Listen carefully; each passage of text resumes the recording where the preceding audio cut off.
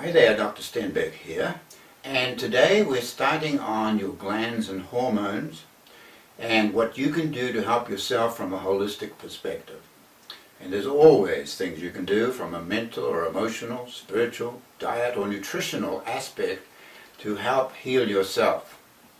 And this is quite outside of whatever you need to be doing medically. What we're really talking about is the things that set you up for an organ developing a problem and eventually needing medical attention. So today we're going to be dealing with the thalamus and the hypothalamus aspects of your brain and their part in your hormonal balance. Now, in the nutritional priority system that we've talked about earlier, we are now finished with level 1, moving into level 2. And we're going to go through each of the glands, and I'll give you the holistic components that need to be dealt with. So first of all then, let's go to the thalamus and hypothalamus. Now, if all your glands were giving trouble at the same time, you would have many of these symptoms. But of course, luckily, we usually only have one gland at a time bothering us, and as we go through each of them, we'll go over the different symptoms that each gland is capable of producing. Right now, let's look at the glands and the emotions, the negative feelings that are found locked in those acupuncture circuits. So in the glands of the brain, this is where we hold humiliation, embarrassment and shame, feeling victimized.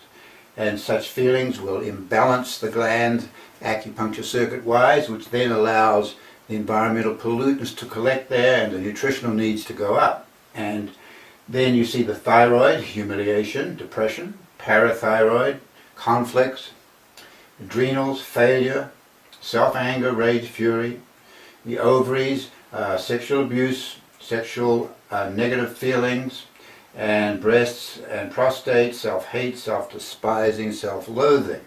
So when such emotions lock into an acupuncture circuit for a period of time, that's when the gland can develop symptoms and be on its way towards disease. And of course, holistically, we want to stop these holistic symptoms and take you back to 100% health in these tissues. Now, for the thalamus and hypothalamus, they make hormonal-like substances that tell the pituitary what to do, and also regulate autonomic nervous system functions. And toxic metals interfere with these parts of the brain as with any organ of the body. Common symptoms: fatigue, exhaustion, weakness. Water weight is a common symptom, particularly in females. Neck pain, headaches, and if the problem goes on, we can get pendulous abdomen with cold extremities, kidney problems, and all of those things you see there. At the mental, emotional levels, the mental body is rarely involved in this, but emotions are, and the humiliation, embarrassment, shame, or the self components of those emotions, if you've gone through those in the past and not resolved them, then they will interfere with thalamus, hypothalamus function.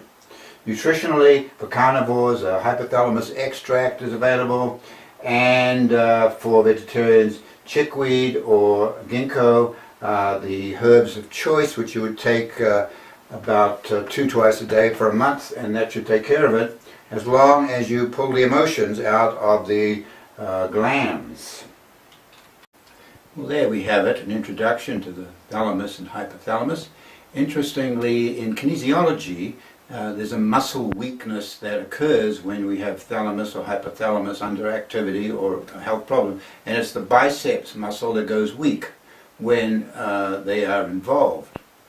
So be sure to check in with my website, drstenbeck.net, and take advantage of asking me any one question on an issue, and I'll be happy to give you some complimentary feedback on that. If you have anything more complicated, we would need to do an online consult.